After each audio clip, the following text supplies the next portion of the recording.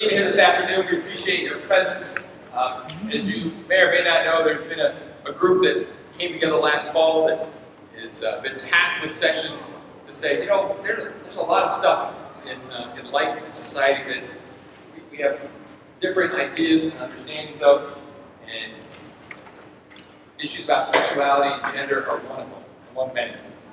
And we want to figure out how to talk about this, how do we understand this, how do we explore these questions, these issues with one another, and do that well, rather than just sort of ignore it, which is what we tend to do in the church. We're uncomfortable, so we just sort of let it go and say, let's not talk about it.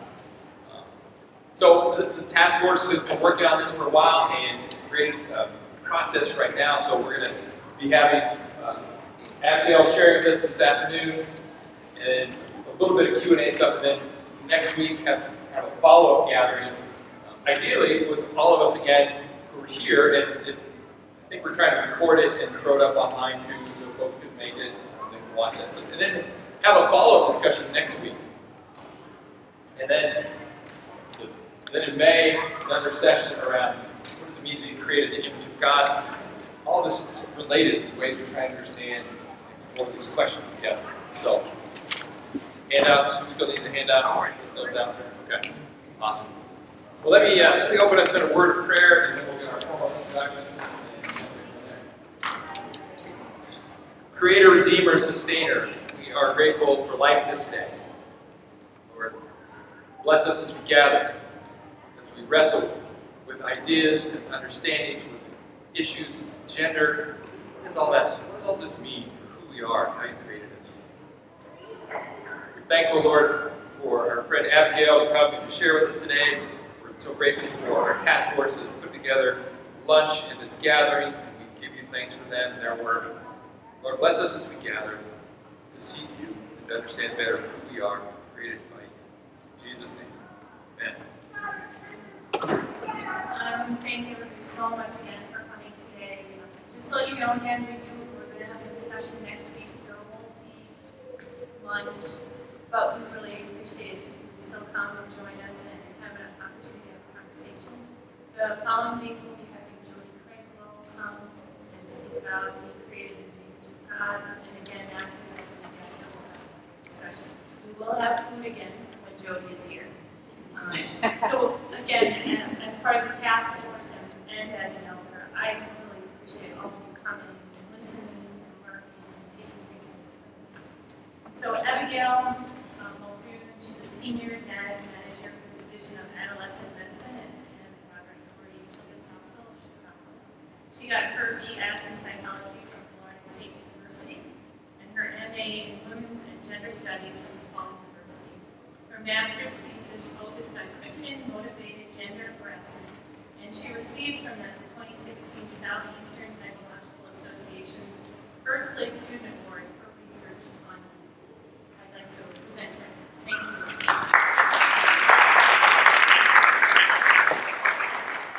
Hi everyone, thank you so much. I am extremely excited to be here with you today. As she said, my name is Abigail Muldoon. I use she, her pronouns, and I am the senior data manager at the Division of Adolescent Medicine at the Lurie Children's Hospital in Chicago. I was very excited when Christine Peterson reached out to us to just get like a formalized training on gender, and she can't be here today. But yeah, I'm just very excited to be with you all on this journey you're all at for a place for grace, a place for all. So it's my understanding, as you were saying, that this is sort of a task force. You're doing a little bit of a survey as well, and just coming together as a church and trying to sort of parse out what have been kind of historically contentious or maybe complex issues when it comes to intersecting with the church. And I'm just very excited that you guys are all doing this work. I think that's awesome, and I'm just honored to be invited and I'm part of that journey with you. So yes, just to give you a little bit more information about myself, in graduate school I went to DePaul University, which is the largest Catholic university in the country. I specifically went there because I'm very interested in the intersections of gender and faith. And I'll talk a little bit more about the specific research I did in grad school, and I continue to do at Lurie a little bit later. But I did just want to say to start off, that today I'm not here to give you any sort of theological presentation. I'm not here to have any sort of theological debate about these issues. I'm really here to just give you the most up-to-date, accurate, and relevant information when it comes to gender. So in the same way, if you were to contact Lurie and ask for a presentation on what do we know about the human heart, my only job would be to disseminate to you the most accurate, up-to-date information on that. And so when it comes to gender and sexuality, that's also my goal here today. So if you want to go to the next slide. So let's just go over some guidelines for today. So first of all, there's no right or wrong questions. I really do want to affirm that this is a space right now where if you have a question that you've been afraid to ask, or you think you might be the only one to ask that question, this is a 100% safe space to ask that question. The only thing that I do ask is that you use respectful language, and I think we all know the difference between asking a respectful question and a non-respectful question. So I just ask that whatever questions you ask, feel free to ask whatever you need to, but just let's keep it respectful. We also want to keep this space confidential, just meaning if someone in the group shares something that they would rather not have leave the room, I just ask that you respect that confidentiality. Share and allow others to share. For some of you, you don't like talking about any of this stuff, and that's totally fine. Others, you love talking about it. I know, I love talking about it, that's why I do these things. I never want to shut up about it. But I do ask that in terms of just respecting time and honoring time, that we just make room for others to share and for yourself to share as well. Let's also shape this discussion to fit your needs. This doesn't just need to be, 2 hours of me talking at you. If you have a question, go ahead and raise your hand. If you want to share, go ahead and raise your hand. I want to shape this discussion whatever best suits y'all's needs. And just go ahead and get started. If you can turn to the person next to you, groups of 2, groups of 3, it doesn't matter to me, and just introduce yourself with your name, your gender pronoun, which can be he, him, she, her, they, them, or anything else, and just maybe what you hope to get out of today. So you can just go ahead and do that now.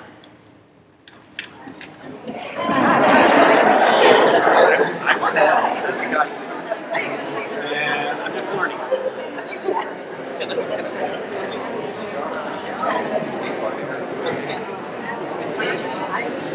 Miss. I just want to see what I can. As opposed to Mrs. All right, very cool. So how did that feel using both a gender pronoun with your name?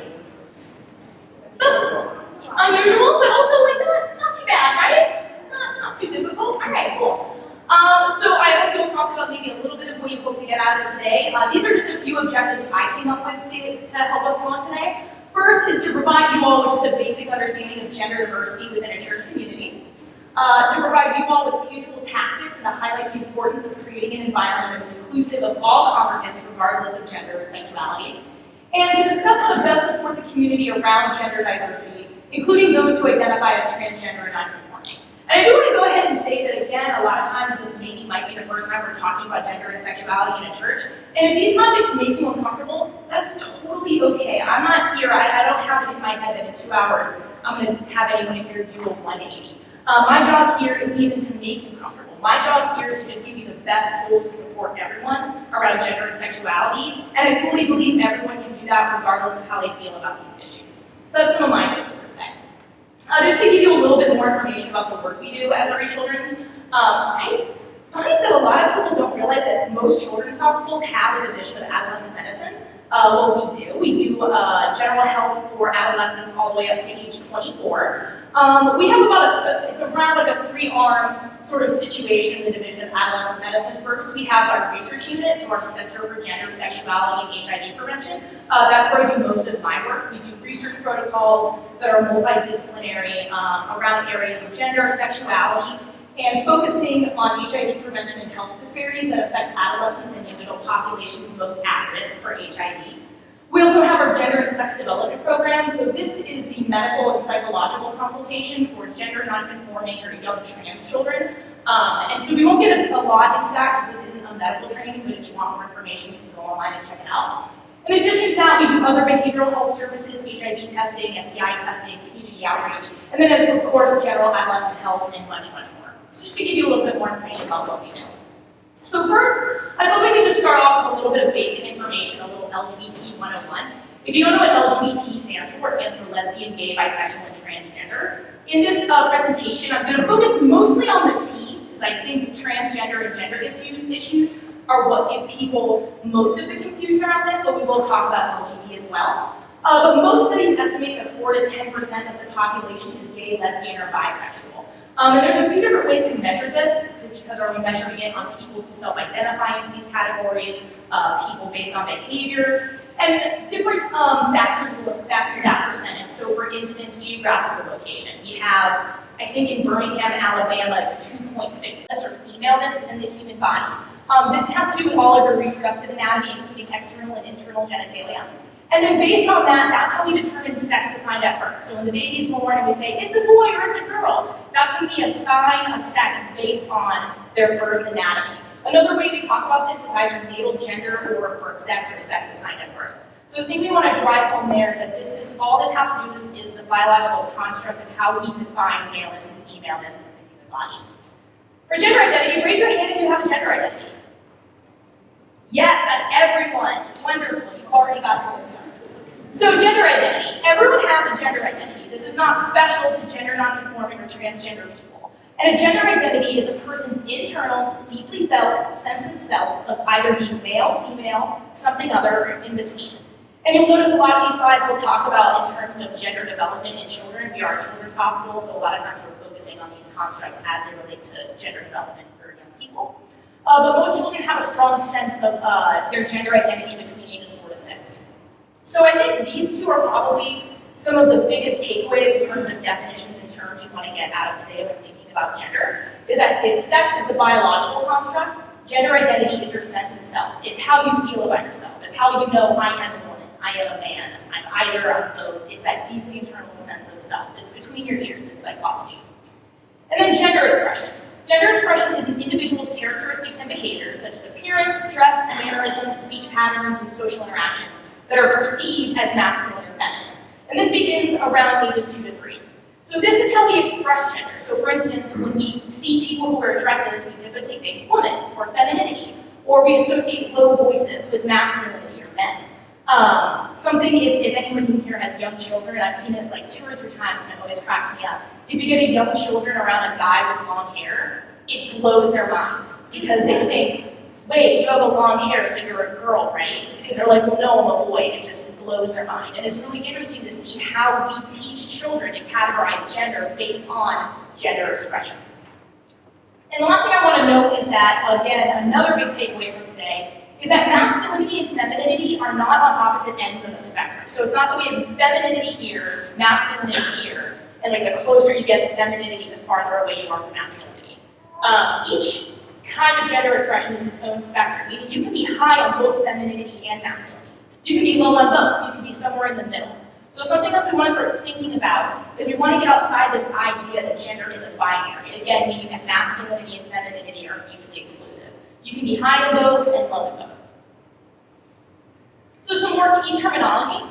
So gender nonconformity, another word we use for this is gender creative, gender expansive, or gender variant. And this is when gender expressions fall outside the norm for one's natal gender. So again, if you think about that little kid and thinking about this little child has been taught that men are supposed to have short hair, so we might think that long hair on a man is gender nonconforming. It's not conforming to our traditional ideas of masculinity. And it's important to note that this may or may not include a gender identity.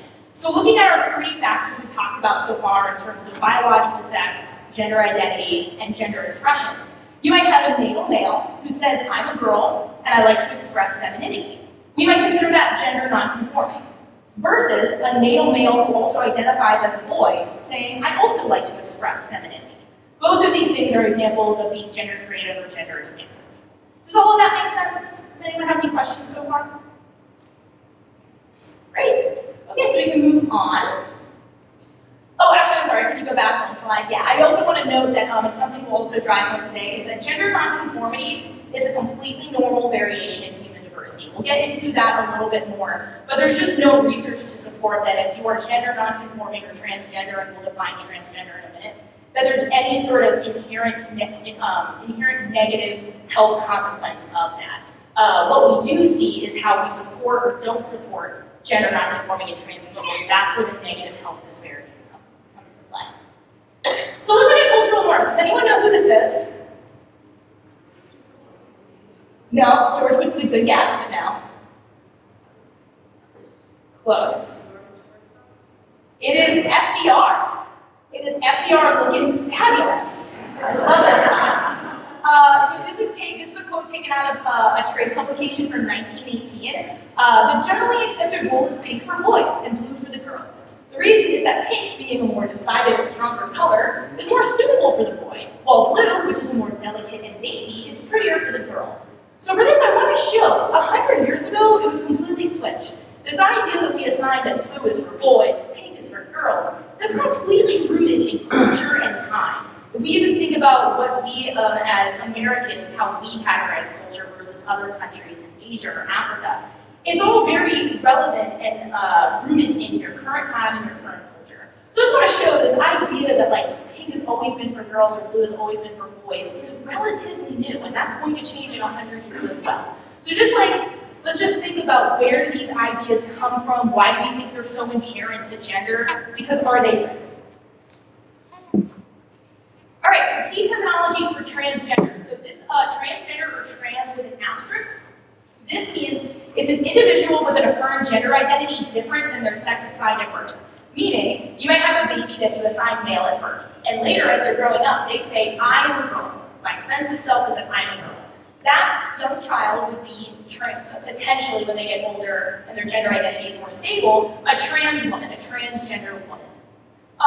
Trans with a little asterisk, you might see that. Trans is also an umbrella term that encompasses a diversity of gender identities and expressions. We talked about that sexuality and gender both are not on this binary where you can, put it in discrete little categories. It's a spectrum. So trans with an asterisk also recognizes that there is a diversity of gender identities and expressions. I have a little visual later that might help in understanding that.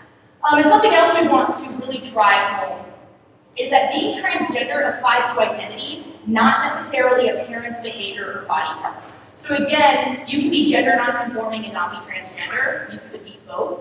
And we'll talk a little bit about transitioning. I think a lot of people get hung up on the idea of like medical transition in terms of changing your body. We'll talk a little bit about that. But being transgender does not necessarily mean you engage in any of those processes. So based on our definition of transgender, does anyone have an idea of what cisgender might mean? You just shout it out. Well done. Exactly, same. Cis comes from the Latin meaning same side. So if you are transgender, that means you have an affirmed gender identity different than your sex assigned at birth. Cisgender means you have a gender identity that does align with your birth sex. So if you were assigned female at birth and you identify as female, you are cisgender. Does anyone have an idea as to why we might have a word for cisgender?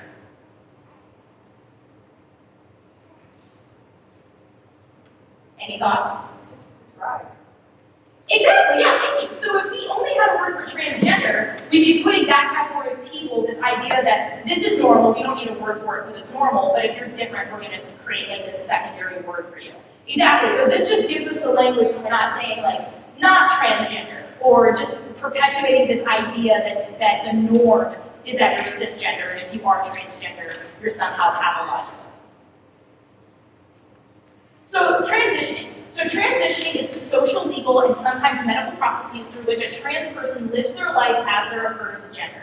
So an example of a social transition, you might change your pronouns. So earlier when you introduced yourself, you introduced yourself with he or she or they or them. That might be a conversation where you say, hi, I know you always know me with she, her, but I'm actually prefer to use he, him pronouns for me from now on. That's an example of social transition. As well as changing your name, changing your hairstyle, changing your gender expression to better conform to what you feel like is representative of your gender identity. Example of a legal transition is changing your gender marker on your license. That way your license aligns with your current gender identity. You might also go through the legal process of changing your name. And medical transition. I think this is what most people think all of transitioning when you're transgender encompasses is just medical transition. A medical transition is if you receive a gender-affirming surgery or cross-sex hormones to better align your body with the gender identity that you are affirmed as. I want to make a big point that there is no right way to transition. Some trans people engage in all of these when they go to transition. Some trans people engage in none of them. That doesn't dictate the validity of their gender. It really is what feels right to you and what you feel like you need. You've heard me use the word affirm, just for the sake of clarity. When we use the word affirm, it's to really just acknowledge the gender identity of an individual. And with this, we don't want to think about it in terms of someone might be necessarily changing their gender, this person has always felt like they're a current gender. If you have a young trans man who was assigned female at birth and identifies as a man, he didn't all of a sudden one day just say, I feel like switching my gender. He's always felt this way, and now he's feeling the ability to come out and be honest with it. So really, when we're affirming folks, it's really changing our perceptions based on what that individual has expressed to us. And in terms of affirming folks, there are some shared tenets we have. Again, gender variations are not disorders. No longer when it comes to the diagnosing psychological illnesses or mental illnesses do we diagnose being transgender as a disorder. There is something called gender dysphoria, which is where you experience some negative feelings because of essentially how the world is treating you because of your gender. But this idea of identifying as a gender different than your birth-assigned sex, that in and of itself is not pathological. So we really want to drive that home. We also want to recognize that gender is fluid. Again, it's not always binary. And it's great to follow appropriate guidelines and recommendations around best practices to support everyone when it comes to gender and sexuality, including gender nonconforming and transgender. So over here on the right, we have the wonderful Lurie Cox, who is a trans woman. Also, I find I know for me, when I was first learning about all this, I used the word transgender wrong so many times. So now I just want to sort of impart that knowledge onto you as well. How do we use the word transgender? Transgender is an adjective, it's not a noun or a verb. So you wouldn't say she's a transgender. You also wouldn't use it as a verb, like saying that person is transgendered. Or you wouldn't say a transgendered person, as if like it's happening to them. The correct way to say it would be, again, it's an adjective. A transgender student, male or female, a trans woman, a trans man, or a trans person. You might see it where sometimes the word trans and woman, they're compounded into one word. I see that a lot. Excuse me. We typically recommend we have it be two different words. That way it's, again, used as an adjective as opposed to its own special word. So again, that's how we use the word transgender. Any questions so far? Yeah. Rocky Horror. Yes. Transvestite. Yes.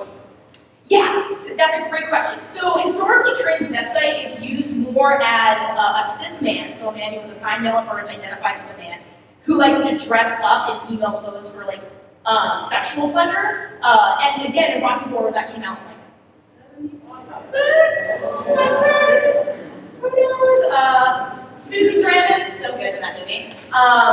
So the word transvestite is not a word we use today because there is sort of this like negative connotation, like as if it's pathologizing people that like to express their gender differently. So that's what transvestite means, but we recommend not using that word. It's outdated, it's a little negative, and really it just kind of denotes a negative connotation. Yeah, great question, thank you. Anyone else have any other questions, especially about words? Yeah.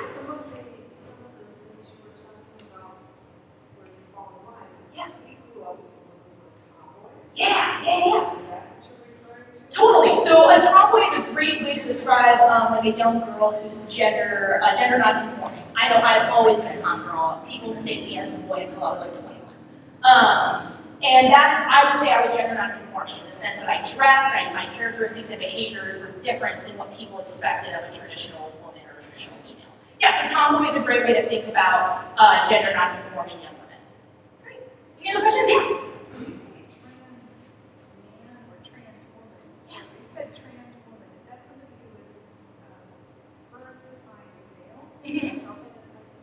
Yes, yeah, perfect. Yeah, that's a great question. I know a lot of people when you're trying to think about which to use trans woman for who, you always use it for the gender identity that's affirmed. So exactly as you said, Lurie Cox is a trans woman.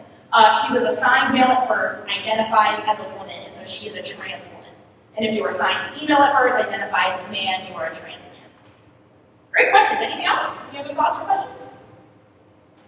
Perfect. All right, we can go to the next slide. So this is the visual I told you about trans being an umbrella term, meaning it can encompass a lot of different things. We're not going to get into all of this today because, again, this is way too much to go over. But a couple things I want to point out. You'll see under the trans umbrella on the top left, we have trans or transgenders we were talking about. Some people, if you look at the bottom left, some people will say they don't have a gender identity. And that's okay. We refer to that as being agender, meaning you don't identify with the gender. I do want to point out, actually speaking of sort of like the Rocky Horror picture thing, identities that do not fall under the trans umbrella. Again, trans has to do with this idea of your identity, your internal sense of self that is continuously reported. Identities that don't fall under this trans umbrella, one would be a drag queen or a drag performer. A drag queen or a drag performer in general, is someone who wears flamboyant clothes for entertainment value. So a drag queen is a male affirmed person who puts on typically like flamboyant gender expression that's feminine, or puts on what we consider female clothes in order to entertain. That person might still be an affirmed man. They might think, you know, my gender identity is that of being a man, I just do the drag queen for a performance for entertainment. So I just want to drive home that a lot of times we get questions, are drag queens transgender? They might be, they could be, but not necessarily. Does that make sense? Great, cool. We can go on to the next slide. All right, so now we're going to get into the LGBT portion. So I think you all know where I'm going with this. Who has a sexual orientation? Everybody! Wonderful, very cool. So a sexual orientation is the gender to which one is romantically and or sexually attracted. One little phrase we always use is that if your gender identity is who you want to go to bed as, your sexual orientation is who you want to go to bed with. It refers to your gender and the genders to which you are romantically and sexually attracted.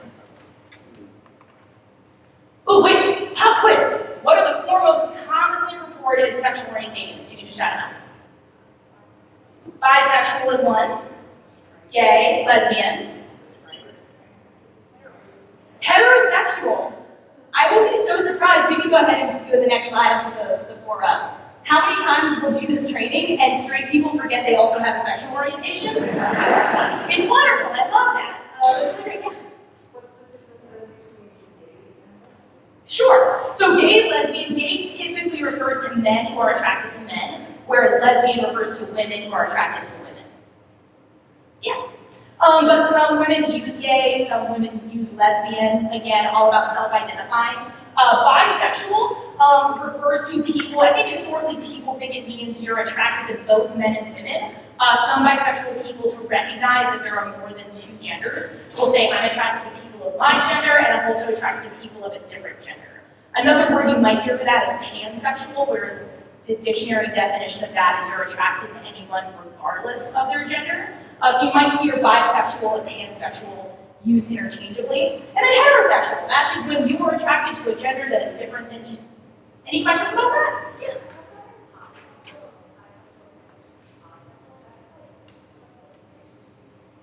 Let's see, the dictionary. I actually haven't heard of poly. I would imagine polysexual recognizes that you're attracted to, maybe pan is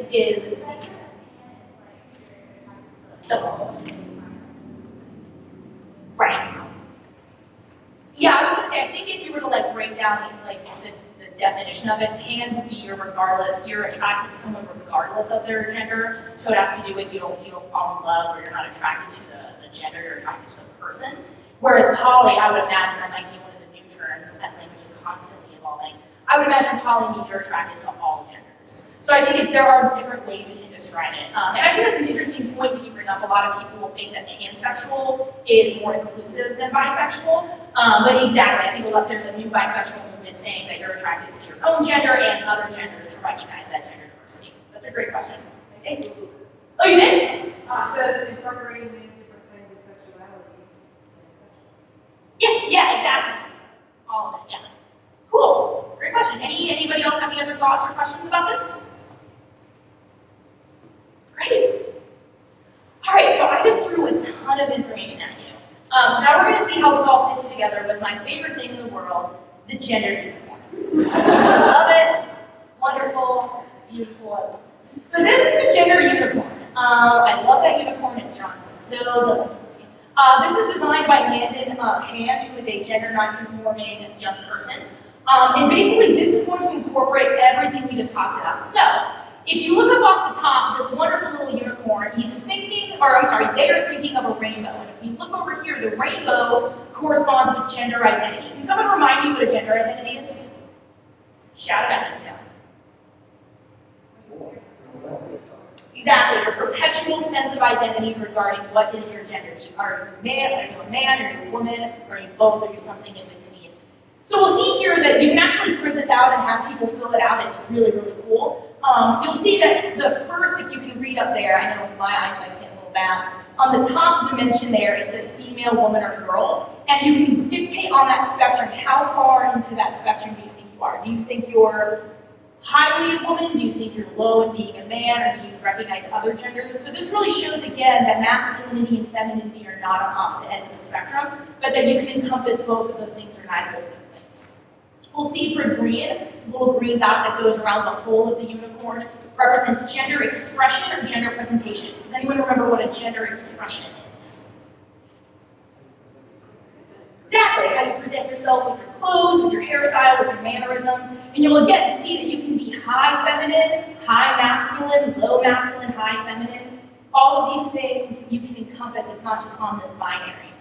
We'll see for sex assigned at birth, we see the little DNA strand, and we'll see that on the unicorn as well. We have male and female. We also have a third option, it's called intersex. I'm not going to go too much into that today because today we're dealing more with gender, but intersex it shows that when we think of biological sex, we think of everyone fits in these clear-cut boxes of male or female. And that's just not the case. There is this thing called intersex where you don't fit into one of those boxes perfectly. You might have both kinds of reproductive anatomy, you might have a little bit of one, a lot of the other. It also shows that even biology is not this clear-cut box of categories, it's also a spectrum. If you want more information about that, we can get that to you. But to show sex assigned at birth, you can be either male, female, or intersex. And then we'll see the little hearts in the center of the unicorn. I like it because they're garnet and gold, and I went to FSU, so those makes me smile. But you'll see that these show the sexual attraction dimensions and romantic and emotional attraction. So that you can be attracted, maybe you're really attracted to women and just a little attracted to men, or you're just attracted to men, or you're attracted to both. This gives you a great visualization of the diversity around gender and sexuality. Any other questions or any thoughts? Yeah. Yeah, absolutely. Please, Brad. Okay.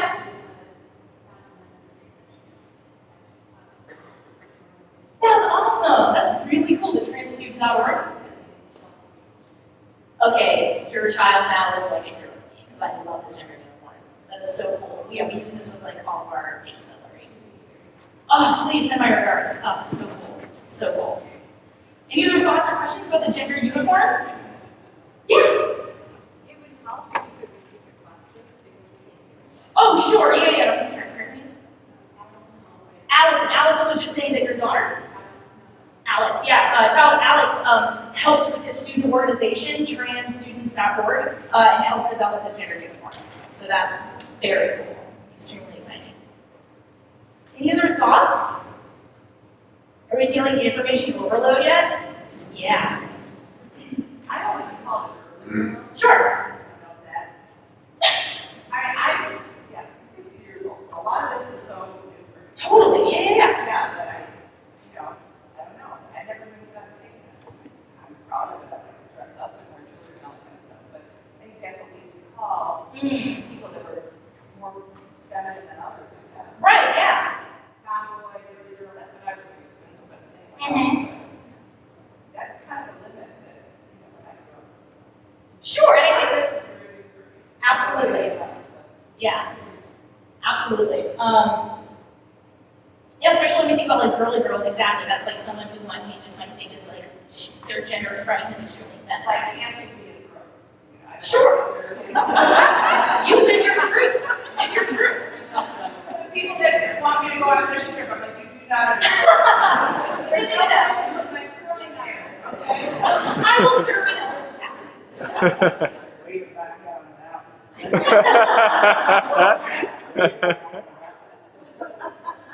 Oh, that's so good. I actually think my husband took, I never grew up camping, and my husband took me camping last September in Tennessee. And I never really considered myself a girly girl, but I did have that moment of like, but where do I like plug in my straightener? Yeah. And he's like, you don't. And I'm like, oh, learning. All right. All right, well, we go to So I did want to touch on queer. So as we speak about, like changing terminology and everything, what does queer mean? So queer is another umbrella term. So this idea that when someone says they're queer, this could be referring to their gender identity, gender expression, sexuality. So this idea that when we speak about heteronormativity, Heteronormativity is this perpetual idea that we live in a society where we assume everyone is cisgender, everyone is straight, every man will marry a woman and have 2.5 kids, and that's the correct way to live. That's the idea of heteronormativity. So queer just shows you that somewhere on a dimension of your identity, you don't fall in line with heteronormativity. It also breaks the binary. Again, it's just another way we can have one sort of all-encompassing term where we don't have to think about each categorical description on a spectrum. So if someone says they're queer, you know somehow they're queer and they don't have to define it for you elsewhere. It's also political. There's an entire field of study called queer theory. A lot of queer activists, they kind of like reject this idea that the way to equality is to assimilate into culture. So queer political projects would say that probably the way to gain equality is not through like same-sex marriage. It's a little bit more political than that. And you might ask, well, is it queer an insult? And it absolutely was. Back in the 20th century, it was used as a pejorative term for LGBT folks. We're sort of seeing a reclamation of that term today. So beginning in the late 1980s and early 1990s, I think the first group to use it as sort of a positive, to reclaim it in terms of empowering themselves and using it for self-love, was Queer Nation in 1989, 1990. And so today, queer does not carry a hateful connotation today. Now again, that's also in terms of how we use it. If you use it as a slur towards somebody, it obviously still is a slur. But the way you would hear the word queer now, it's not like a word you can't say anymore. But again, there might always be someone that doesn't like that word, and we want to respect that. So if you use the word queer to find somebody and they say, hey, that's not the word I use, you just kind of say, oh, okay, what word could I use to better support you? And that's one of the places we get LGBTQ+. You might see it, we call it alphabet soup, because sometimes we'll just add letters on to recognize all the different identities. We typically will just say LGBTQ+. Sometimes the Q can mean questioning, because like, you haven't figured it out yet, and that's okay. But also sometimes the Q can also mean queer. So any questions about that? Yeah.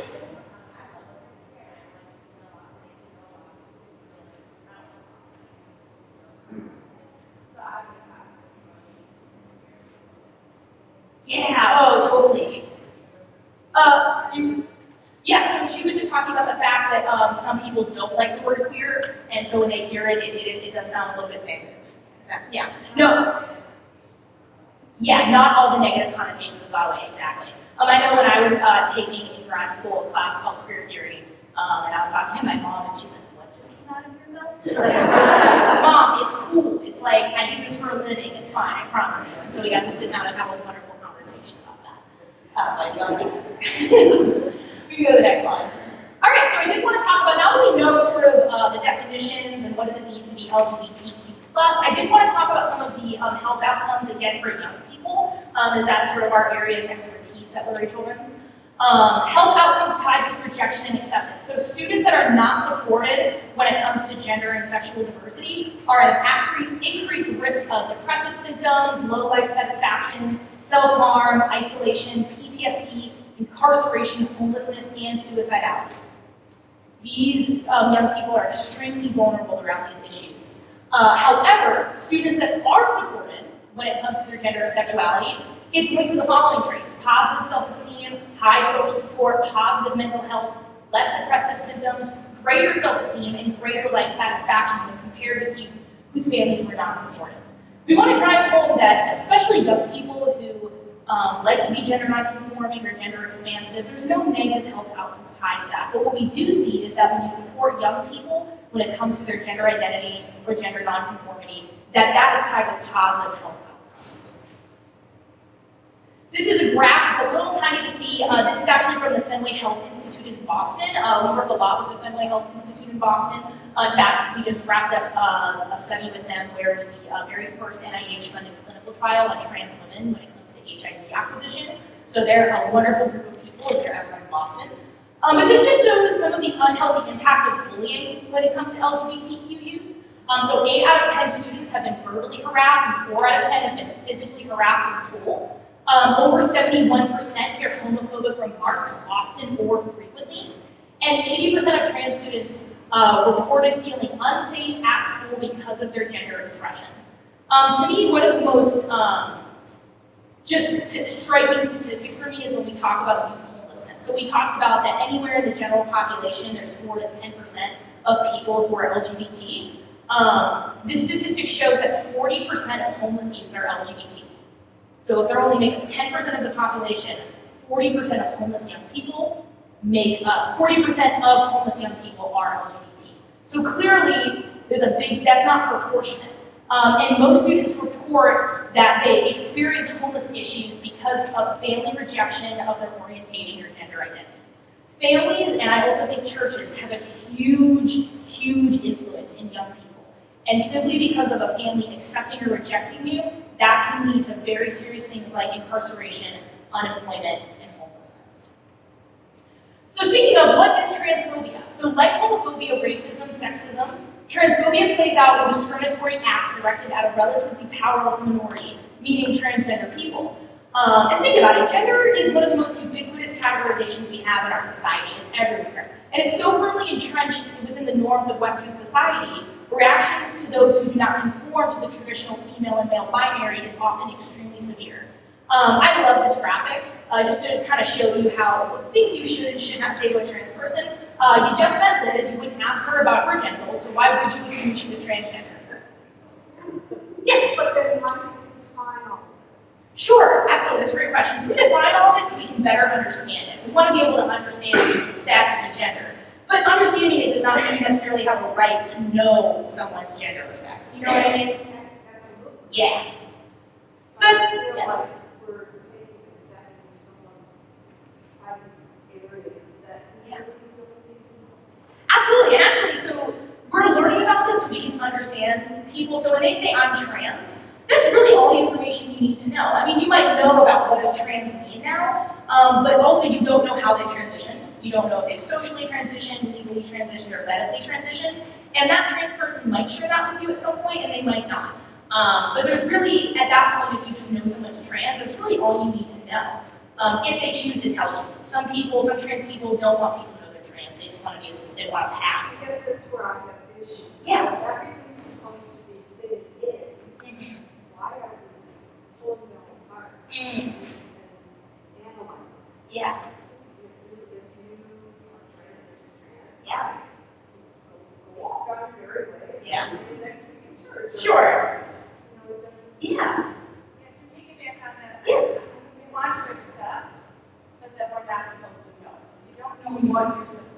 Sure. I don't know if anyone else feels that way, but Yeah. I want to be accepting, but I don't know how to accept without being offended. Yeah. Or curious, you know, curious, whatever. Sure. Absolutely. No, I think that's all great. I kind of, so yours is, yeah, I guess, I don't know if that's similar or not, but that's what's going through my head is, I want to be accepted, but I don't know how to, if I'm not supposed to. Yeah. No, that's a great question. And so just sort of, I want to make sure I'm understanding your point. So your point is that we're sort of parsing out and teasing the complexities of these, but we just want to treat people as people. Yeah. Absolutely. And that's sort of the point here, is that there are, I would imagine, and me at one point too, there are people that don't understand what transgender means. And so when someone says they're trans, they want to ask questions, they don't know which questions are offensive. So I'm here to sort of give you a better understanding of what does all this mean. And then later in the presentation, I do have more like, what can you do to be an ally? What are things to do? What are things to not do? So this is really just to give you like a big understanding of what these things are. That way, when I give you my recommendations that best support people, you know what you're supporting. Does that make sense? Okay, cool. Absolutely, yeah. Isn't a part of this what a lot of schools are doing right now? Huge. We're going to be accepting, and we're not going to stand outside the bathroom door and say, show me your birth certificate. Exactly. We'll definitely talk about that as well. That's the problem is, you know, I think what you're getting, because a lot of parents and students where there's a transition, say, oh, no, you're not going to use the bathroom if you identify with it, because my child is not going to. Yeah, absolutely. Yeah, so Jennifer Leininger, who is the manager of the Gender and Sex Development Program at Lurie, we work closely together. She does most of the trainings in schools because that's her area of expertise and background, and then I do trainings for spiritual community leaders background since that's my background. But yeah, schools right now, it's a huge thing in schools in terms of advocating for student rights. And I'm sure there'll be some more information about schools and especially bullying around gender and sexuality in schools, which does not just affect LGBT people. All of our young people are experiencing bullying around gender and sexuality. Yeah, so that's a great question. If you want more information about schools as well, we can get into that too. Any other thoughts or questions before we continue on? We'll definitely get into recommendations as well. Yeah? I've been listening to you. These are a lot of labels. Yeah. Are the labels for the benefit of the people that don't understand or that don't accept the people or what? Because to continue with the thing about accepting the people just for who they are, Yeah. I think the labels are for the people that are not in that category. Sure. I don't know, am I wrong? No, not at all. So just to repeat your point, thank you so much. This idea that it seems like a lot of these labels or terms and trying to fit people into boxes is more for the benefit of maybe like cisgender folks or straight folks in understanding these things. And I would say for this, it's sort of a both and. Again, this idea that what I'm saying up here, other people might disagree with within the community. Some LGBT people, they hate labels, and that's one of the reasons they use the word queer. Queer is still itself a label and definition, but it is this way to say, no, I'm not going to define my gender or sexuality based on your rigid boxes. I'm queer, and that's it. That's all you need to know. And that's how my friends associate.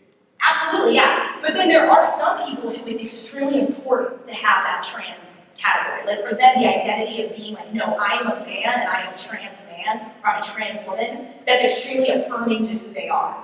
So again, there's very different people, exactly. Your friends might not like those labels. Other people, they find a lot of affirmation and a lot of validation in those labels. Yeah. Yeah.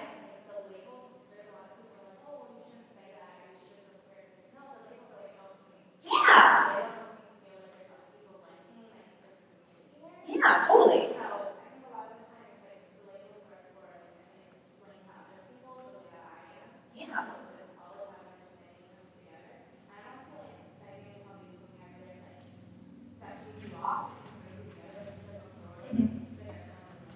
Yeah. Yeah. Totally, yeah. I really appreciate you sharing that with us. Thank you so much. Yeah. So I'm a teacher, and I've had the pleasure of being able to watch your colleague. Oh, Jen.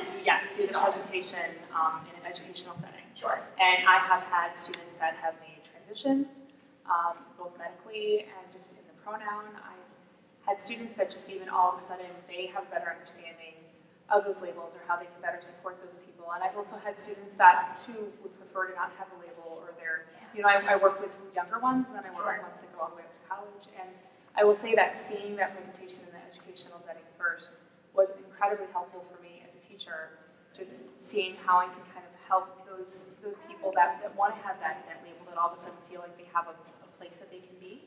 Yeah. But then also having that opportunity to just help me understand those different things too. So I'm very appreciative of both sides, because for any of those that know me in the room, I don't like labels at all. Sure. My little girl, oh my gosh, pink and everything, like no. But, so I'm appreciative to see that in my workplace. I'm appreciative to see this here, and I'm appreciative of hearing the different perspectives too, because Definitely. I am kind of anti-label, but I have found it very, very helpful when I am serving you. Great, thank you so much for sharing. Yeah, the idea of labels and everything. Yeah. I think maybe one thing when we think about labels or descriptions, if we just look at them as information as opposed to judgmental. And I think sometimes people get stuck on that judgmental thing, but Yeah. it's just information. Oh, great, a mic. I'm stuck. I know, absolutely. So again, this idea that, we as humans, we have like an inherent need to categorize it. We want to put everything in a box. So I think, one benefit of this is it allows us to expand those boxes and say, what else could these boxes mean? Let's shift them a little bit so that we can understand it. But exactly, there's a difference between using a label to understand and then using a label to judge. So I'm just here to give you the information about understanding it maybe. So with how you think about gender and sexuality now, which is how most people think of gender and sexuality, it's how I used to think of gender and sexuality, how to think about these things with the labels we have now, but expanding them so that we don't have to be judgmental, but we can understand and support. Great. Any other thoughts or questions? This is wonderful. I love hearing from you all. Okay, cool. So we were just speaking about transphobia, and again, this is one of those graphics that really just drives home again this idea of acceptance when it comes to gender nonconforming and trans people. So this graphic shows why support for trans youth matters. In each of these boxes, we'll see there's a blue box and a gold box. In the blue box, it shows the percentage of youth with supportive parents, and in the gold box, it shows percentage of trans youth without supportive parents. So something like reported self-esteem. So 64% of trans youth with supportive parents report high self-esteem, whereas only 13% of young trans youth who do not have supportive parents report high self-esteem. Another kind of striking statistic is depression. 23% of trans youth with supportive parents suffer from depression, whereas 75%, 3 out of 4 trans youth with unsupportive parents show depressive symptoms. Housing problems, I think this one is really it just blows my mind every time. 0% of trans youth with supportive parents have housing issues. 0%.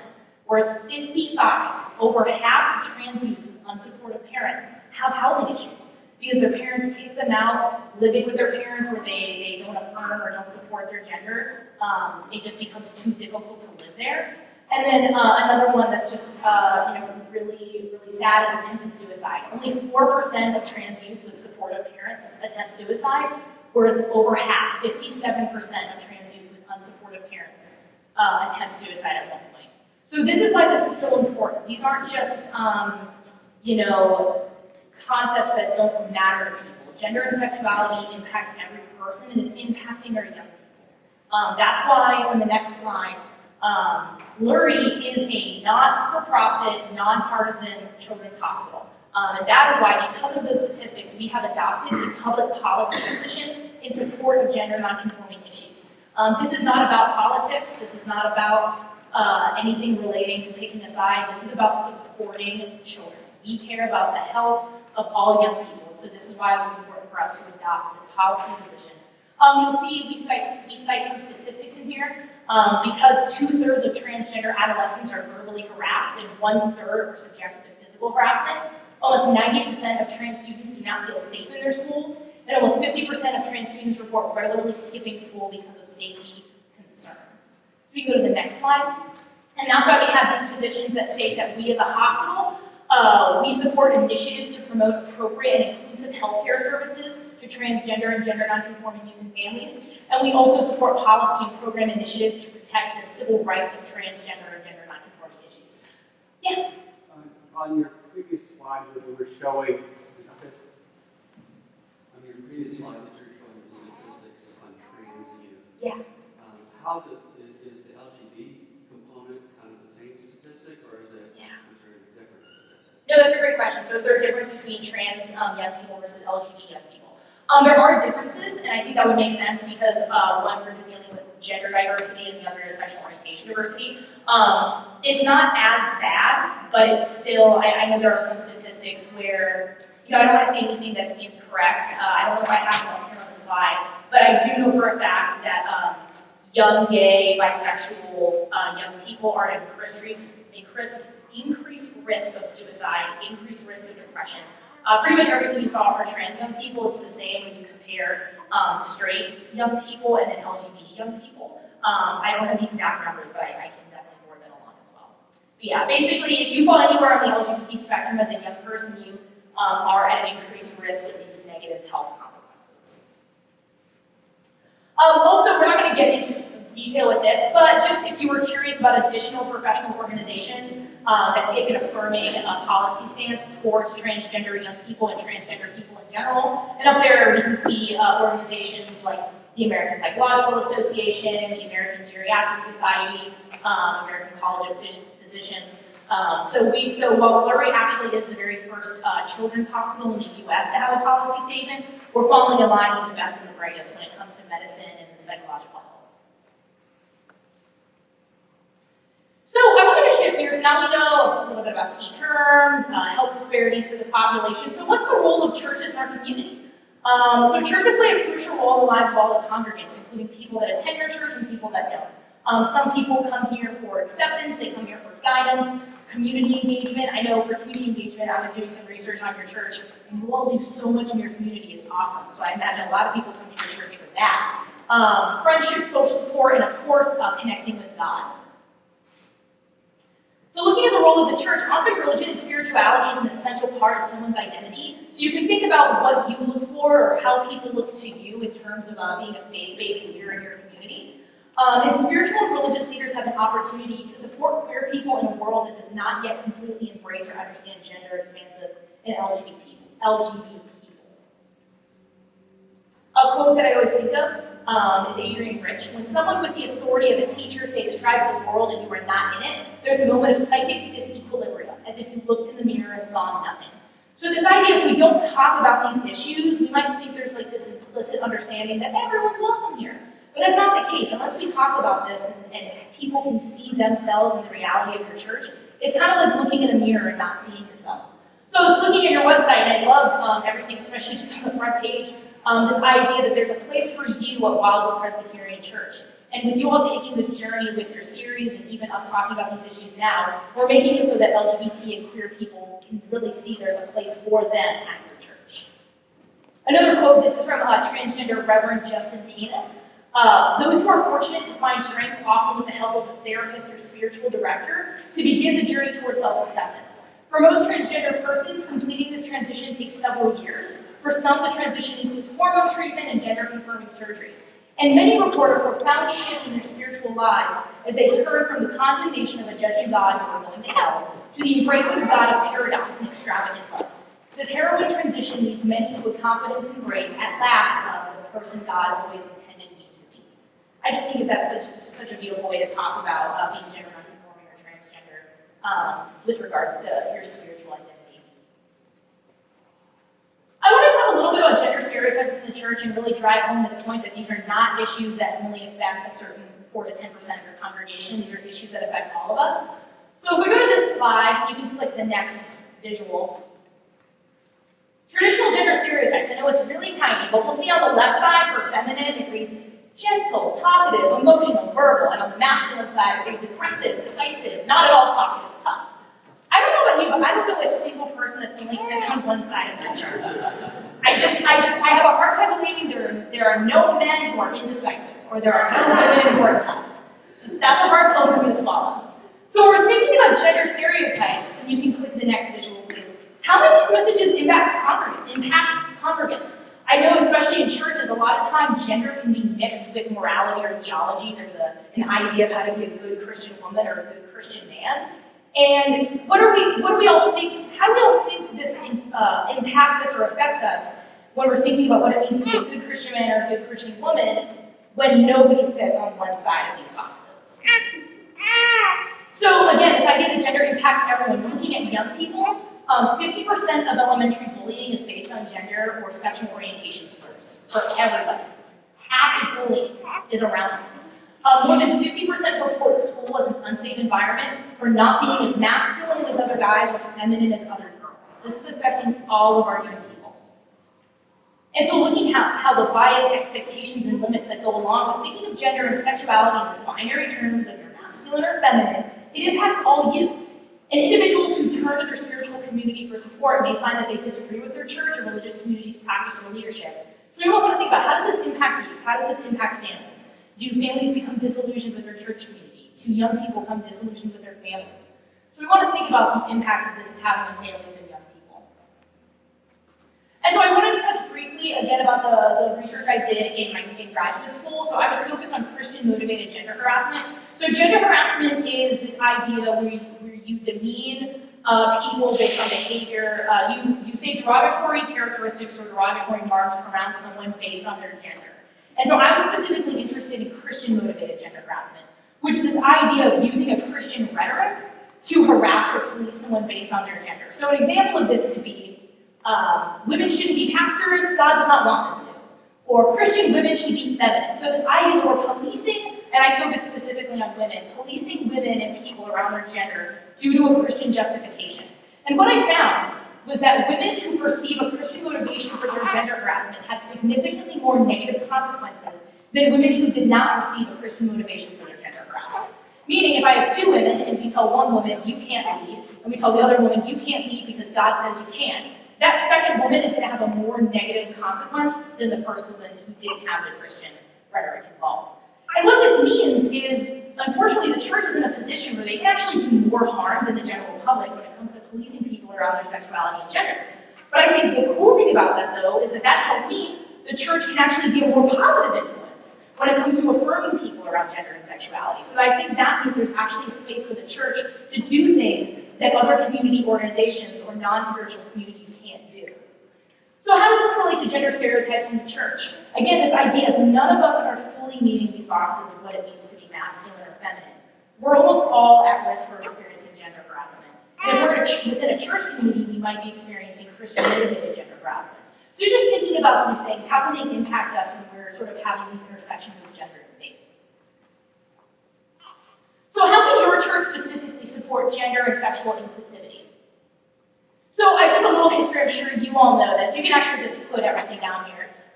In your church, the PCUSA has been ordaining women since the 1950s and 1960s. I believe the first woman who was ordained as a pastor was in the 1950s, and the first woman to be ordained as a teaching elder was in the 1960s.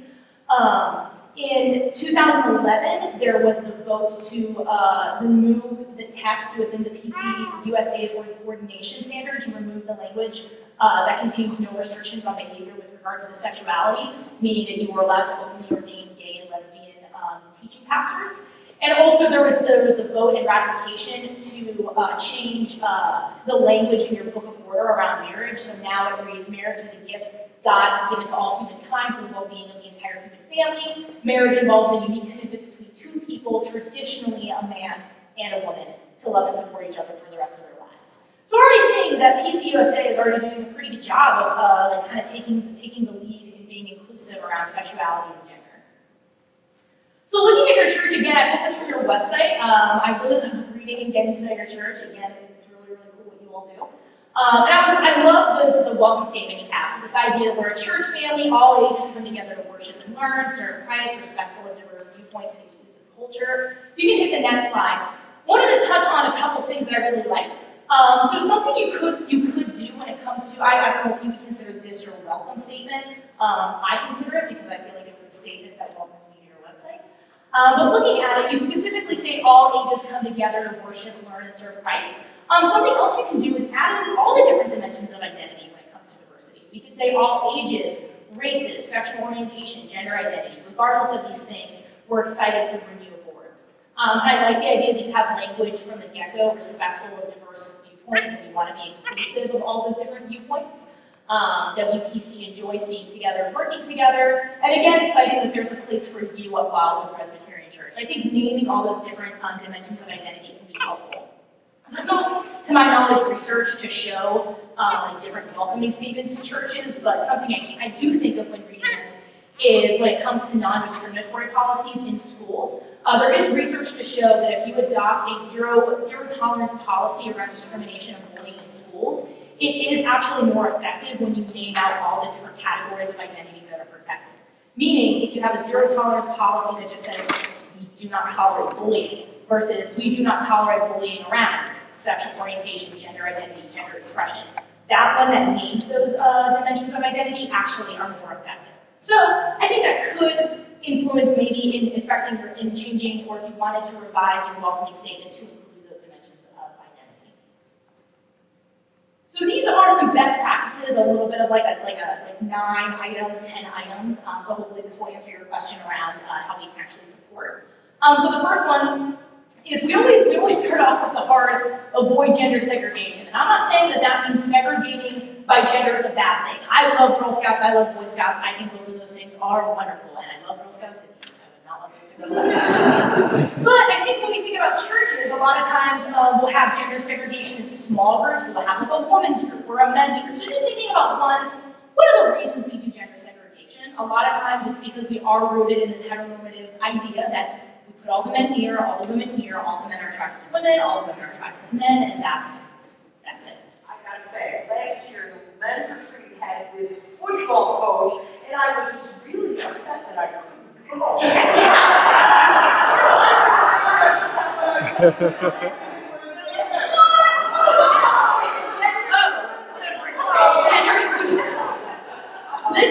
was an argument between me and my mom when she literally told me I could not sign up for Boy Scouts. I was like, you have got to be kidding me. They go camping. The Girl Scouts in my area didn't do any of that. I was so angry. That's okay. Now I go camping whenever.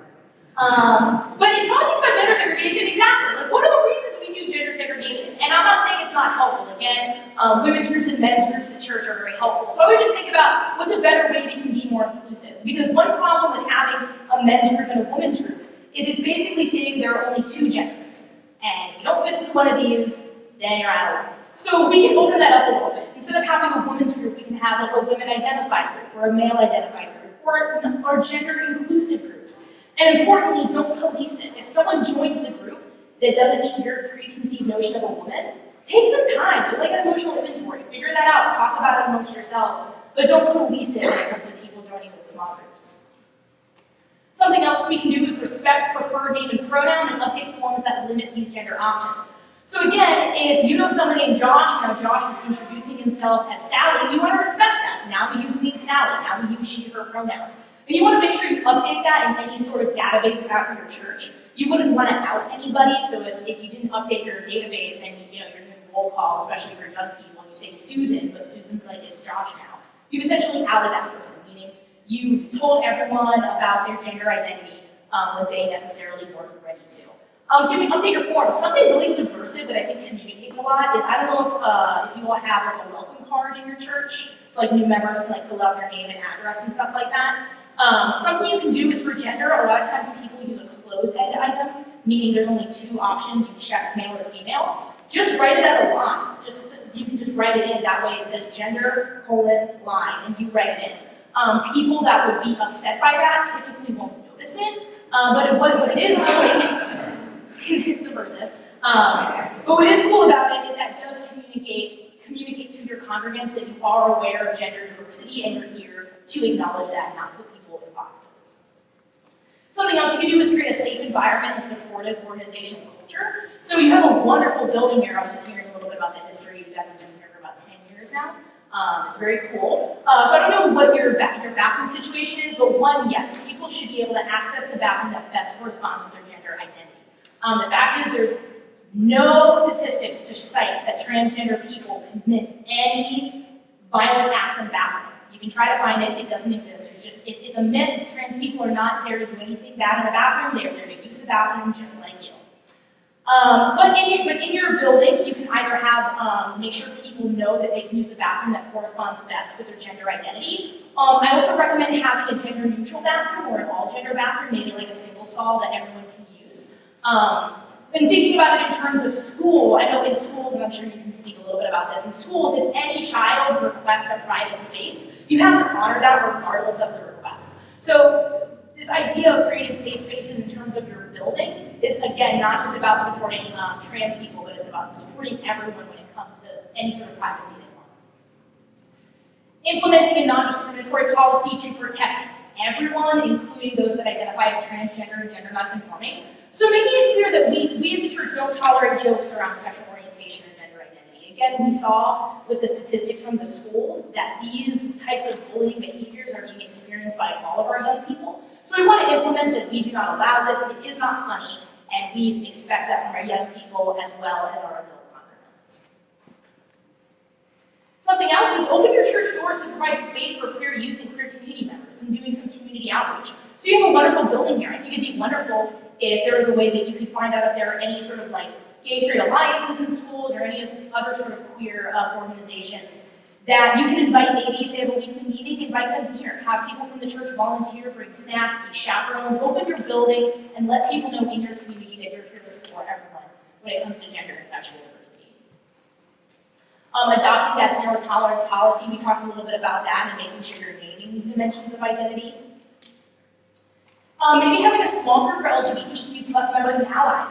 So I know some churches they have, I know, I'm forgetting the name, it's an ECLA church, but they have something called the Rainbow Circle, and that is for all of their LGBT identified congregants where they can come together and talk about their life, their faith. You might even consider having, I know a big thing right now with non-denominational churches and other types of denominations within Christianity is racial reconciliation. So some people will have a small group where people of different races come together to reconcile across that dimension of identity. with LGBT issues. Have an LGBT small group where you invite allies, straight people, LGBT people all to come together and talk about these issues. And that could be a great way where you could hear specifics from people in your church. What are the best ways to support them? Number 8, using gender-neutral language when referring to God. I know this is a big one. I know people have a difficult time when we're starting to talk about changing our language, especially when it comes to Scripture. But I think we all know here that there's a big difference between reading your King James Bible and then reading your NIV. So we all know that language changes, especially even when it comes to Scripture or the Bible. So consider using they, them when referring to God. I know I'm forgetting the name of the organization, but I think it was the American Dialect Society in 2015. Their word of the year was singular they, so using they when referring to one person. Jane Austen did it in her books, Shakespeare did it in his plays, so this has been around for a while. Singular they is not some new thing, and we're not here to say grammar doesn't matter. We're actually just here to say here's a new way that language is evolving to better support everyone. Another thing is ask your queer congregants. Ask the people in your church community that are LGBT. And what I don't mean is don't go up to someone you know is gay and be like, tell me how to be better in this church. We don't want to put anyone on the spot. Just because you're LGBT, it doesn't mean you necessarily want to educate everyone. That might be something you don't care about. And frankly, it's really not their job. Really, it's our job to better support people and do work ourselves. So I think a great way to go about this is maybe send like a mass communication, either email or a bulletin, inviting LGBT people in your church to maybe fill out a survey or come to a meeting where they can express what they think the church is doing really well, what they think the church can be doing better to better support LGBT people. So just letting everyone know that you're doing this work and you're inviting them to be a part of it without forcing it on them simply because of their gender or sexuality. What else do you think? So you all will go to this church. Is there anything else we can think or anything as I'm speaking on these things that you all are thinking about as I'm talking? Yeah.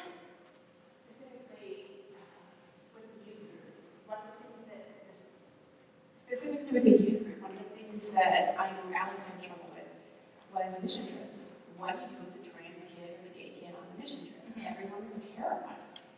And there's actually really good answers to that question, but unfortunately, nobody really asked us. And a decision was made.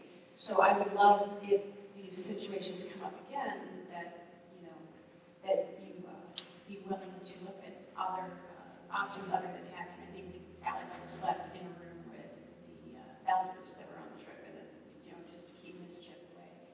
And Alex is not mischievous, so. Thank you for sharing. Thank you. Yeah. And then I'm sorry, you said Alex is what pronouns? She. Okay. I'll make sure. Sorry. Thank you. My question has to do with youth as well.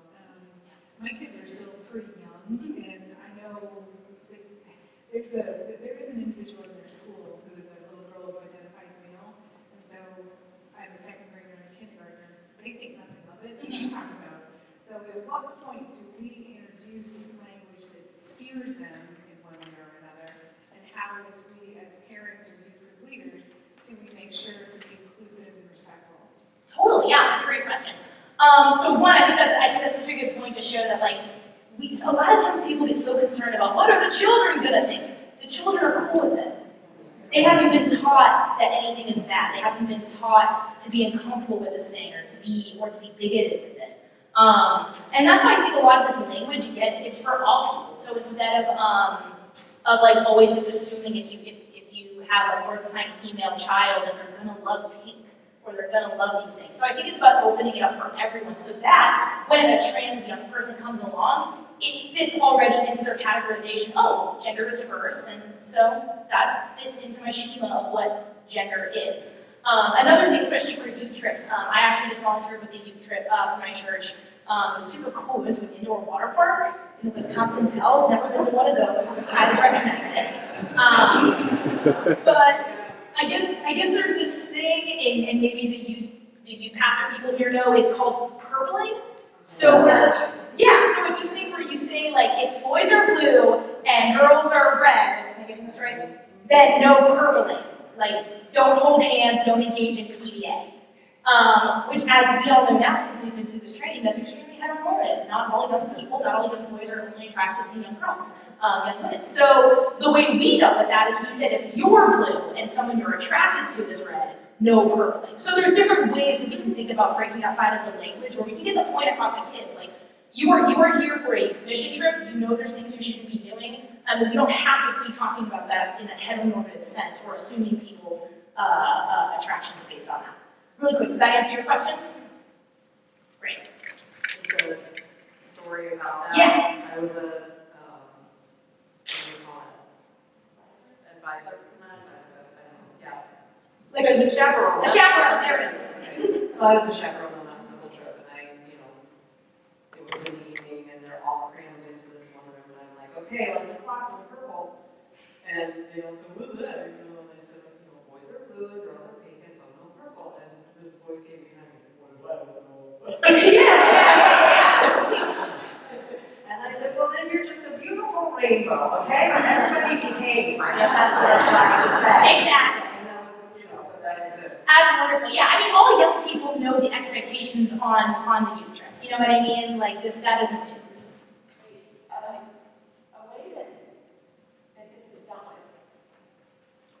This is dealt with in a lot of organizations is saying, this is not a trip. This is a mission trip, not a romantic adventure. So there will be no romance, and also that segregates and fractures the group. So the group then doesn't function as well. It's not only the romantic thing, but it will disrupt the function of the entire mission group if people start to segregate. Mm-hmm. And you have to also remember, if you're assuming that only male and female, it could also be very disruptive if there was female or male occurring. So you just start out saying there will be no romance. This is a non-romantic. This is not the Wisconsin Dells is not a romantic. Exactly. And sexual misbehavior will not occur. Or going home. I don't care who, what, or where. That's it.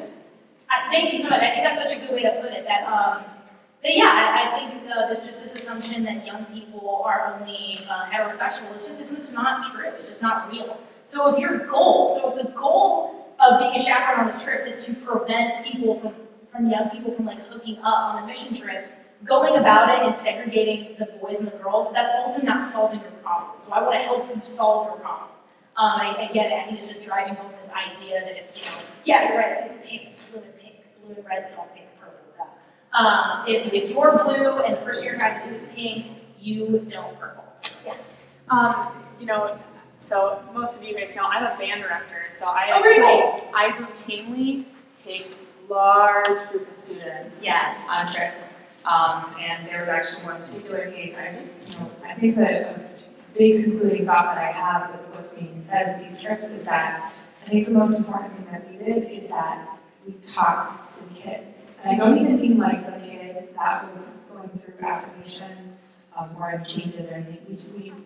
We talked to the kids. I mean, we didn't get like all 120 of them in one room, and of course that's not appropriate, but when we were dealing with what room are you going to be in, or even if we have students that are lesbian or gay, we'll open up a conversation with that student, we'll open up a conversation with the parents, and then we'll even talk to that student further and say, well, who is it that you want to room with, or who's going to be in your room?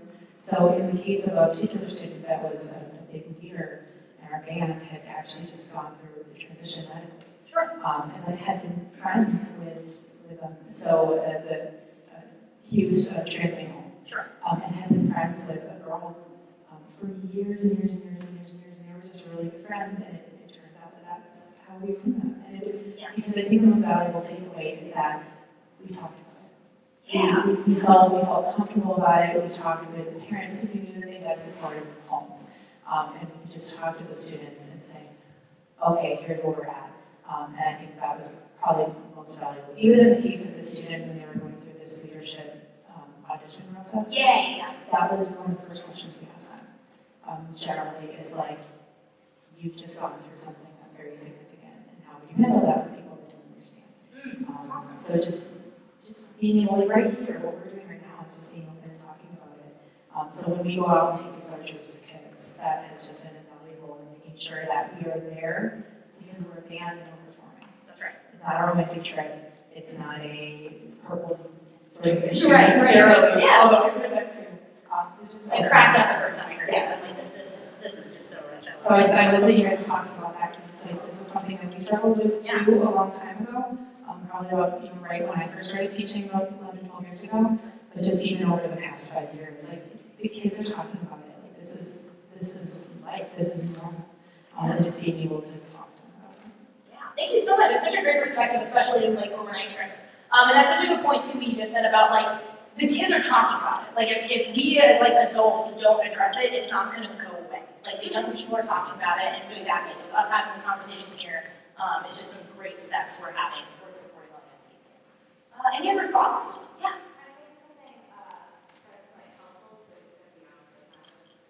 Yeah.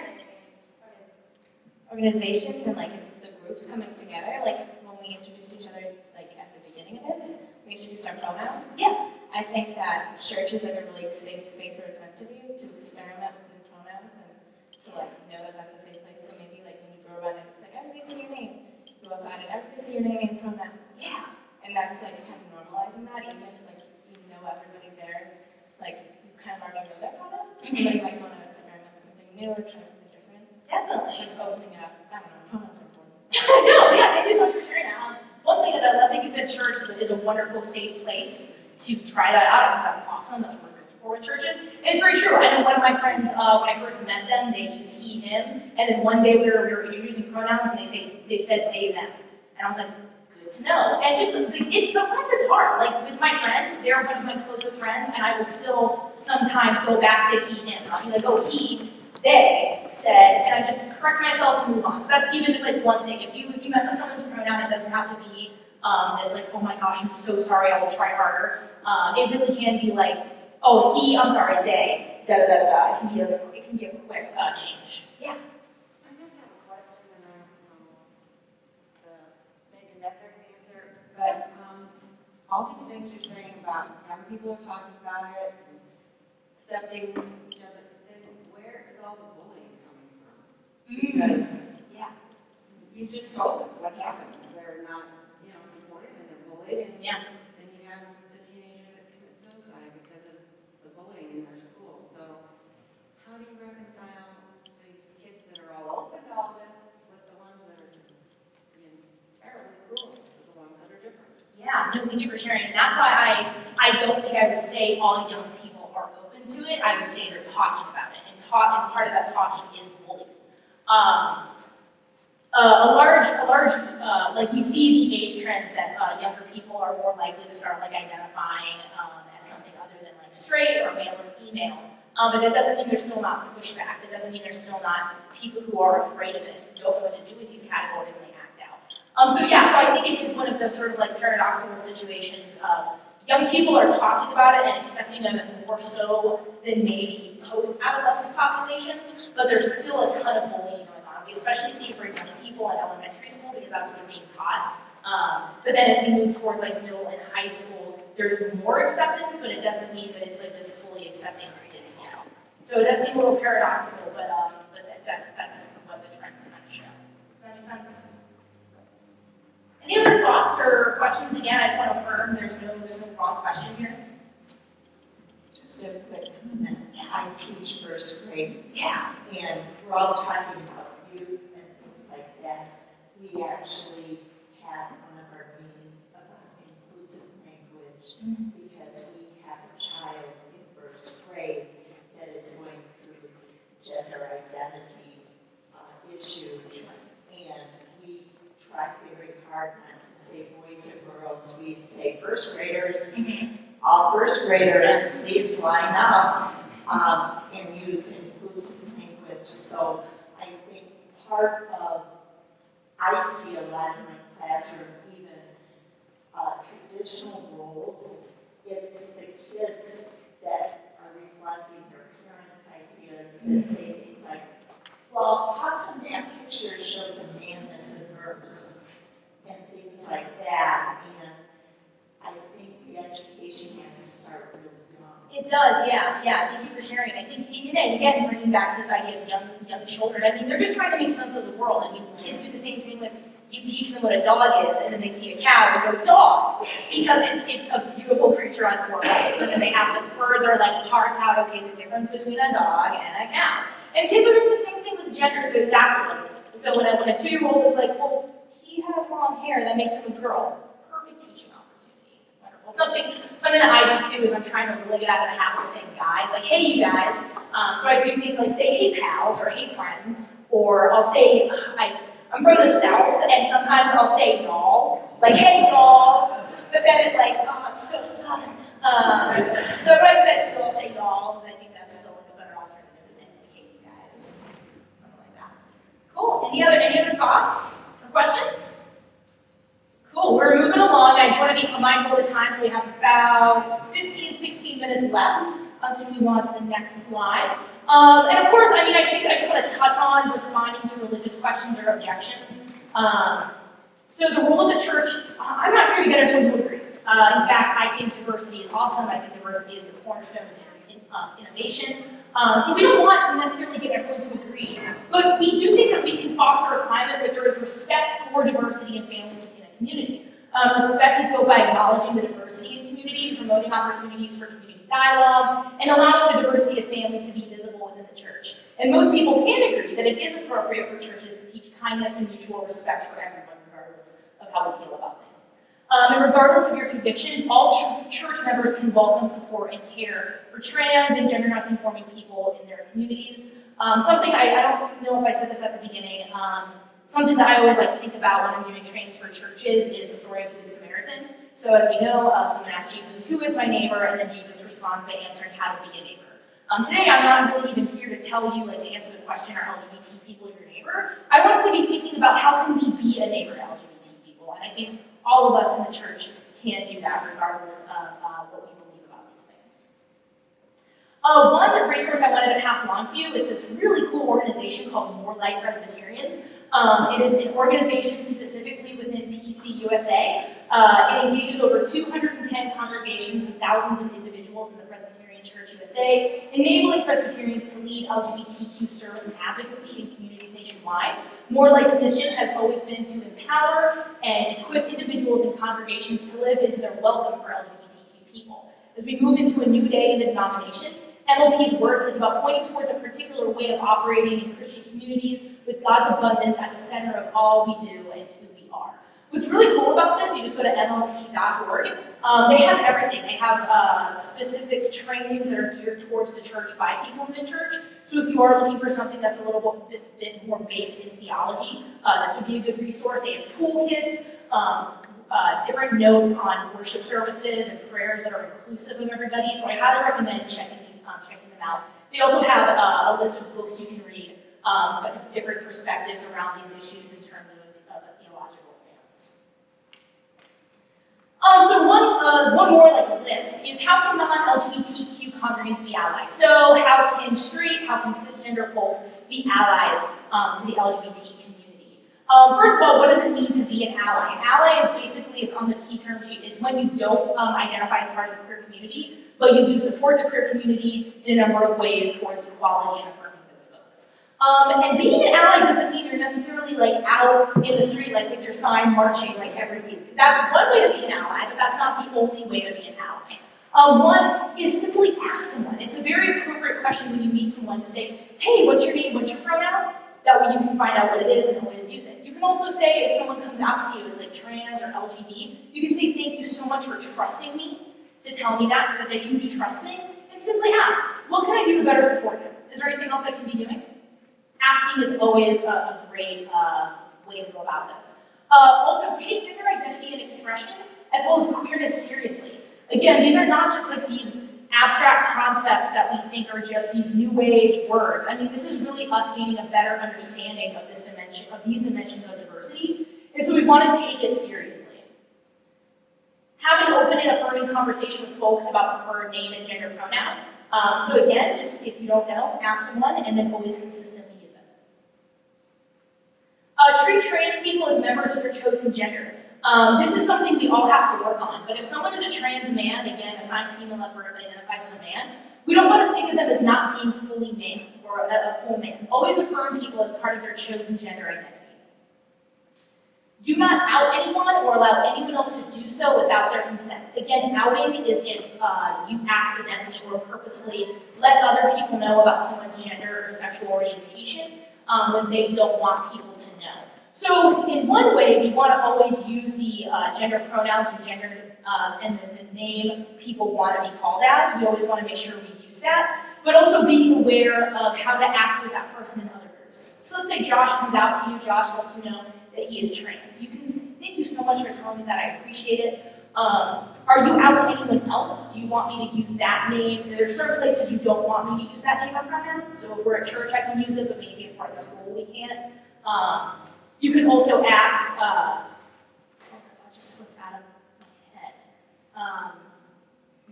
It'll come back to me. Also just thinking about the idea that, do you want me to correct other folks? So let's say Josh comes out to you as trans, and then you're in another group and someone refers to Josh as she. You can ask Josh, hey, if we're in a situation where like Maggie accidentally calls you she, do you want me to correct her or just like let it go? You can ask. It's very, I know it seems complex, but it really just comes down to asking what that person's preference is. And always remember to refer to transgender people by the name and pronoun that corresponds to their gender identity, even if they're not in their presence. So if you're not going to out them, when Josh is away, you don't go back to using she and her with referring to Josh just because Josh isn't in the room. That's not a good way to refer to Josh's gender identity. So you always want to make sure you're using he, him, as long as Josh gives you permission in the sense that you're not outing him with other people. Other suggestions or ideas? Anything from you all? I know, we're almost at time. You've all been a wonderful, wonderful group of people to work with. This is just a nice little graphic on how to be an ally to the trans community. Certainly do, get to know them. Certainly educate yourself, simple Google searches. There are plenty of people that want to be advocates, but plenty of people that don't, and I promise you a quick Google search, 10 minutes will answer a lot of your questions.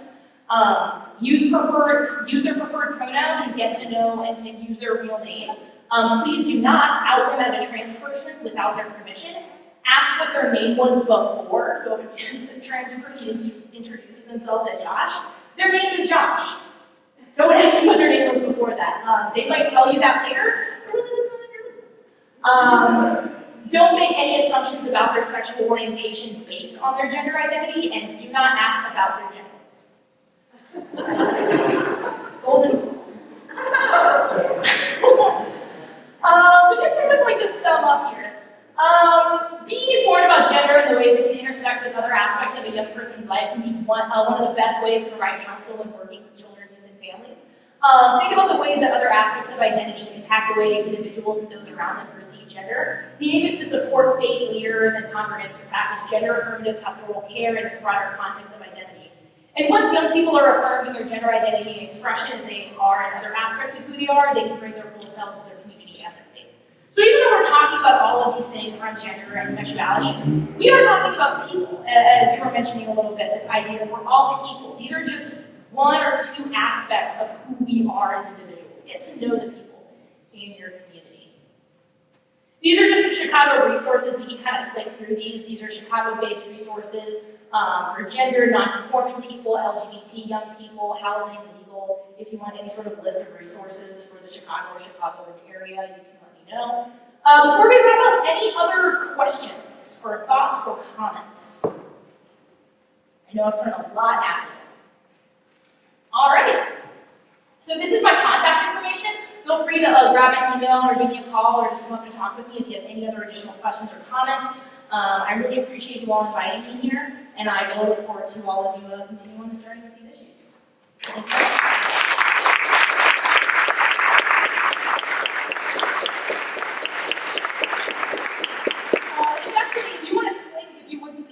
Just the very last slide. These are references. In case you're interested, again, we as Lurie are working with children and young people. This is sort of the developmental stages of gender identity, if you're interested in that. Some research showing that just because you're a gender non-conforming young person when you're 5 doesn't necessarily mean you'll be trans when you're older. We're not talking about giving cross-sex hormones to like 5-year-olds. We don't do that when children are that young. Just work more on social transition. So if you have any more questions about what is a needed transition, especially as a young person, I highly, highly encourage you to either come talk to me. I have a couple cards to ask questions. I'm happy to give you any of that information.